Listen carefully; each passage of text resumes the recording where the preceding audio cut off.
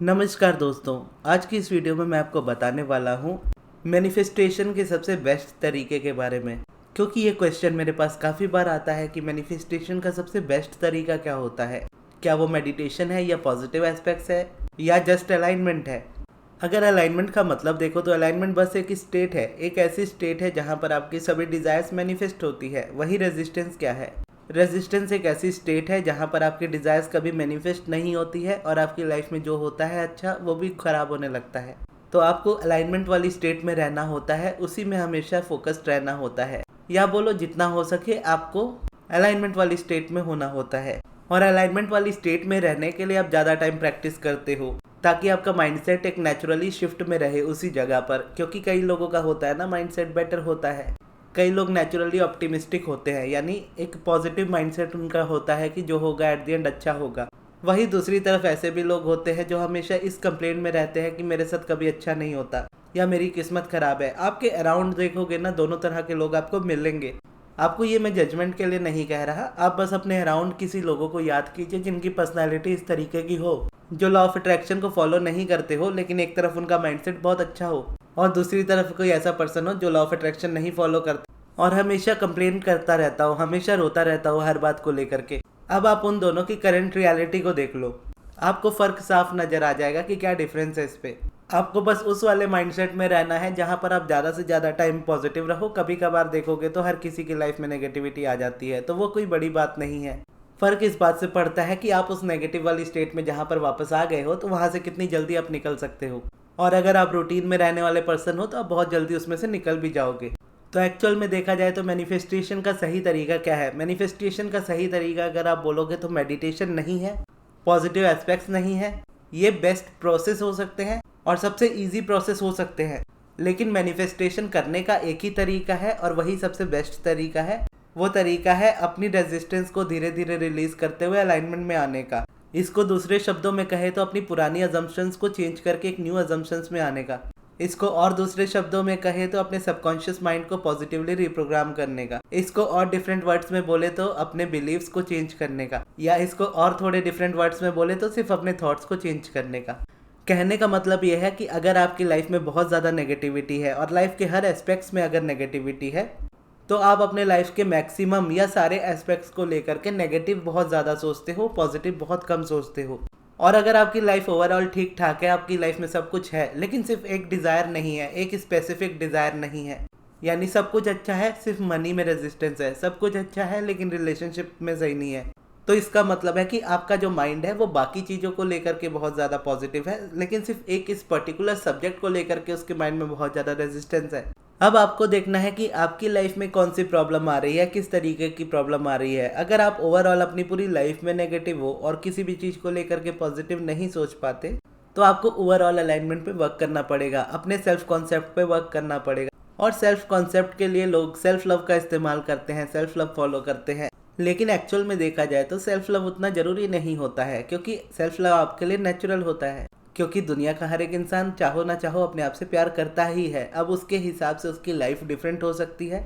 कई बार लोग अपनी खुशी किसी और इंसान में ढूंढते हैं, उनको लगता है कि वो इंसान मिल जाएगा तो मैं खुश हो जाऊंगा या खुश हो जाऊंगी, तो एट द एंड वो अपनी हैप्पीनेस ही सीख कर रहे होते हैं। वो अपने लिए ही सोच रहे होते हैं कि वो रिलेशनशिप मैनिफेस्ट होगा, मेरी खुशी होगी, उसमें मैं खुश रहूंगा या रहूंगी। अगर वो गवर्नमेंट जॉब मुझे जो चाहिए अगर वो मैनिफेस्ट हो जाएगी तो मुझे खुशी मिलेगी।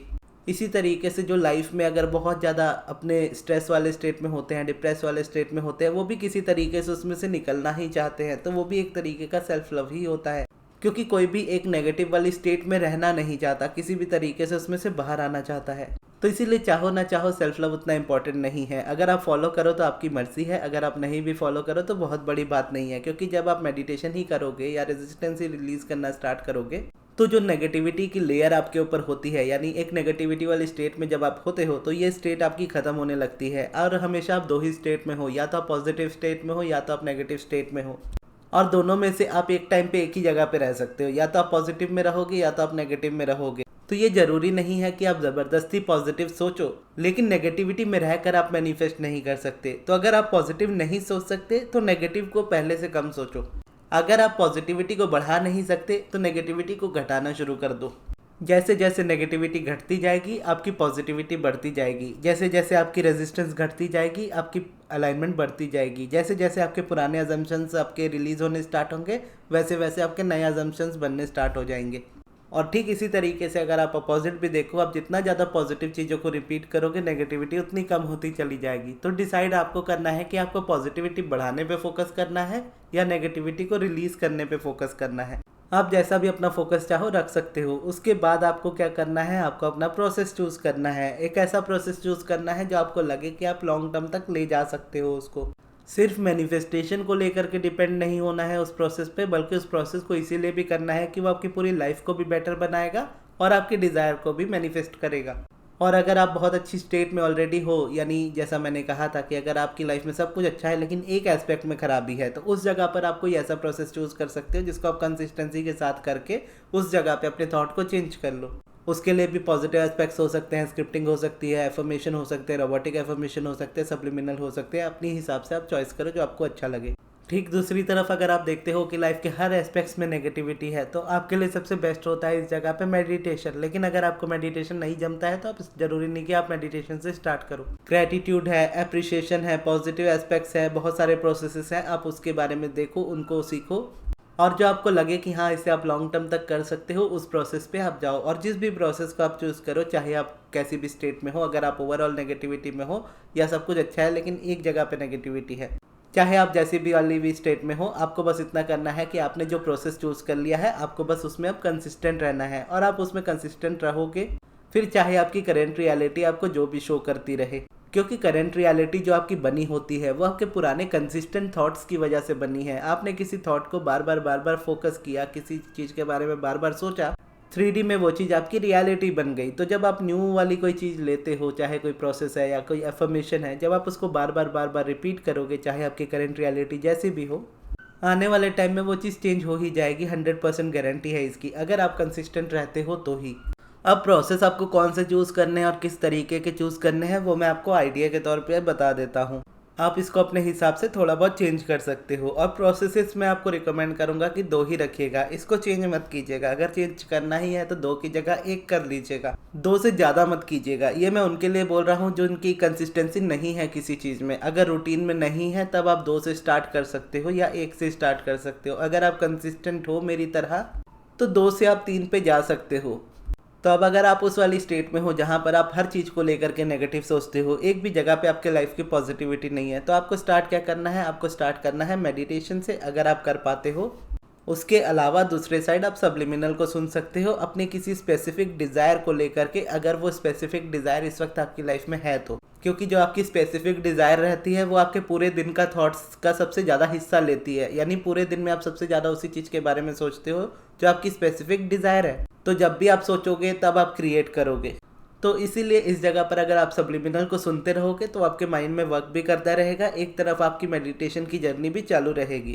और ये उनके लिए है जिनको एफर्मेशन से रेजिस्टेंस होती है, तो अब आप सब्लिमिनल यूज़ कर सकते हो। लेकिन जिनके लिए एफर्मेशन में उतनी रेजिस्टेंस नहीं है या एफर्मेशंस में रेजिस्टेंस आती है लेकिन किसी भी हालत में करने को तैयार है अपनी डिज़ायर को मैनिफेस्ट करने के लिए, तो आप एक साइड मेडिटेशन, दूसरी साइड रोबोटिक एफर्मेशन, इस तरीके से अपनी रूटीन को संभाल सकते हो। और तीसरा जो होता है, अगर आप एक कंसिस्टेंट बेसिस पे हो और उस जगह पर अगर आप मेडिटेशन करते हो, पॉजिटिव एस्पेक्ट्स लिखते हो, जो कि मेरी रूटीन है मेडिटेशन और पॉजिटिव एस्पेक्ट्स की, इसके अलावा अगर कोई चीज़ मुझे तीसरी चाहिए होती है, कोई स्पेसिफिक डिज़ायर होती है, तो उसके लिए या तो मैं एफर्मेशंस या स्क्रिप्टिंग या रोबोटिक एफर्मेशंस प्रेफर करता हूँ। तो इस तरीके से आपको अपनी रूटीन बनानी है। आपको देखना है कि आपकी लाइफ में जो चीज़ सबसे ज़्यादा इंपॉर्टेंट है उसको लेकर के आप एक ऐसा प्रोसेस रख लेना जो आपके थॉट को चेंज करने में आपकी ज़्यादा हेल्प करे, ज़्यादा से ज़्यादा समय आप उस पर दे पाओ और लंबे समय तक दे पाओ। तो उस प्रोसेस को आप चूज़ करोगे।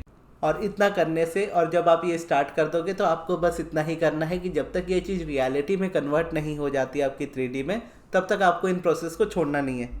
तो इसीलिए पहले ही आप डिसाइड कर लो कि कौन सा प्रोसेस आपको जम रहा है, कौन सा अच्छा लग रहा है। जो अच्छा लग रहा है फिर उसको आप करना स्टार्ट कर दिया, फिर उसको बार बार चेंज मत करो, बार बार वीडियोस मत देखो किसी टॉपिक को लेकर के या किसी नई चीज़ को लेकर के। यानी एसपी मैनिफेस्ट कर रहे हो तो लॉ ऑफ अट्रैक्शन की भी वीडियोस देखनी है, लॉ ऑफ अजम्पशंस की भी वीडियो देखनी है, बहुत सारी टेक्निक्स वाली वीडियो भी देखनी है, फिर सारी चीज़ों को एक एक बार ट्राई करना है, फिर इतना उसमें फेल हो जाना है कि एट द एंड अपनी डिज़ायर से ही दूर हो जाना है। तो ये नहीं करना है। तो अगर आप कोई चीज़ मैनिफेस्ट कर रहे हो, पहले ही डिसाइड कर लो कि कौन सा प्रोसेस आप चूज़ कर रहे हो। जो भी प्रोसेस आप चूज़ कर रहे हो उसमें कंसिस्टेंट रहो, तब तक कंसिस्टेंट रहो जब तक उसको रियलिटी ना बना लो। इतना ही करने से आपकी डिज़ायर पूरी तरह से मैनिफेस्ट हो जाएगी। तो ये थी हमारी आज की वीडियो। आपको ये वीडियो कैसी लगी कमेंट्स में ज़रूर बताइएगा, और इस वीडियो को यहाँ तक देखने के लिए बहुत बहुत धन्यवाद।